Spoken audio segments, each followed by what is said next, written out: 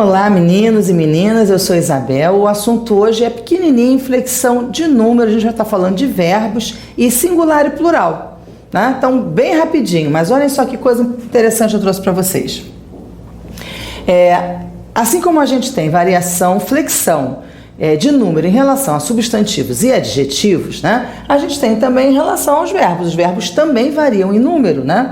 Então, eles variam em tempo, variam em modo, variam em pessoa e variam em número. Então, a gente tem as pessoas, primeira, segunda e terceira, do singular. E a gente tem primeira, segunda e terceira do plural. Então, essa variação de singular e de plural são as variações de verbo, né? Os verbos podem ser conjugados no singular ou no plural para concordarem com o sujeito. Então, a flexibilidade que acontece em relação a número justamente tem a ver com o sujeito. O que vai compor o sujeito?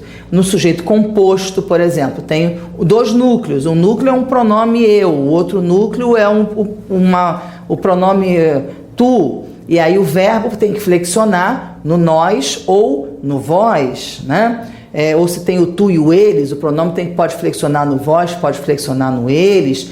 Então essas flexões de singular e de plural têm a ver com concordância. E aí eu trouxe para vocês uma coisa assim bem simples, para vocês verem a importância dessa concordância. Olha só.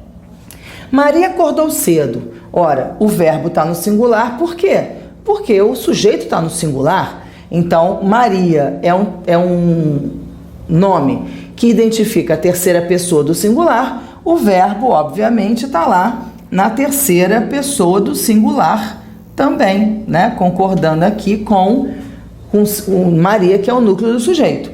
Se eu coloco esse sujeito de forma composta, ou seja, se eu coordeno dois termos de base substantiva, eu estou fazendo um plural, o verbo tem que ir para o plural. Como João e Maria são terceira pessoa, no que eu junto as duas terceiras pessoas, eu levo para a terceira pessoa do plural. E aí o verbo, claro, vai ficar na terceira pessoa do plural, porque precisa concordar com Maria, precisa concordar com João. Agora, o detalhe que eu trouxe para vocês é o seguinte: na ordem direta, é exatamente isso que vai acontecer. O que é a ordem direta? Quando a gente tem primeiro o sujeito, depois o verbo, depois o complemento. Então, na ordem direta, quando a oração começa pelo sujeito, não há possibilidade de outra concordância a não ser essa que a gente acabou de ver. Verbo no singular quando o sujeito está no singular. Verbo no plural quando o sujeito está no plural. Pronto, acabou a história. Agora, se a ordem for invertida, se a ordem for diferente, né? Se a oração não começar pelo sujeito, se a oração, por exemplo, começar pelo verbo e o sujeito vier depois, aí eu tenho duas possibilidades de concordância. Então, olha só. Acordaram cedo Maria e João.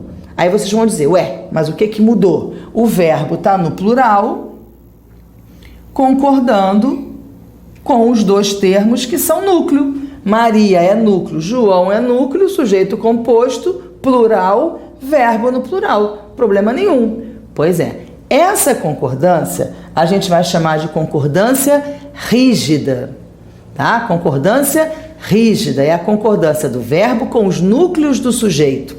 Agora, reparem que essa concordância aqui é diferente. Acordou cedo Maria e João. Aí vocês vão dizer, mas isso está errado. Não está, não. Essa concordância aqui chama concordância atrativa. O verbo está no singular, concordando com o primeiro núcleo, que é Maria e que é singular. Mas o sujeito é plural. A ação do verbo se refere a Maria, a ação do verbo se refere a João. Mas a concordância pode ser feita no plural, abarcando os dois núcleos, ou pode ser feita no singular, concordando com o núcleo mais próximo, tá? Então, isso é uma regra de concordância importantíssima que diz respeito ao número dos verbos, tá? Então, na ordem direta, não se esqueçam, na ordem direta, o verbo tem que estar no mesmo número do núcleo do sujeito a que ele se refere. Então, se o sujeito estiver no singular, verbo no singular. Se o sujeito estiver no plural, verbo no plural. Agora, na ordem inversa, ou na ordem invertida, ou na ordem indireta, todas essas palavras servem como nomenclatura. Aí pode haver a concordância rígida, que é essa primeira que a gente colocou aqui. Acordaram cedo Maria e João. Então, a gente considera os dois núcleos, levando o sujeito para o plural, e aí o verbo no plural. E existe a possibilidade de, embora o sujeito ser um sujeito composto, a concordância acontecer com o núcleo mais próximo. E aí o sujeito pode ser composto, mas o verbo vai para o singular, concordando com o núcleo primeiro que está no singular. É claro que se o primeiro núcleo estiver no plural, o verbo vai ter que ficar no plural e pronto, acabou a história. Mas existe a possibilidade de a gente ter um sujeito composto, posposto ao verbo, ou seja, em posição indireta, né? Então, o sujeito posposto é o sujeito que vem depois do verbo. Quando o sujeito é composto e posposto, pode a concordância rígida, que leva para o plural, e pode a concordância atrativa, que pode levar para o singular. Tá legal? Então, é isso. Prestem atenção nessa questão de singular e plural, porque às vezes é uma bobaginha, singular e plural, e faz uma diferença danada numa questão de concurso. Tá bom? Até a próxima!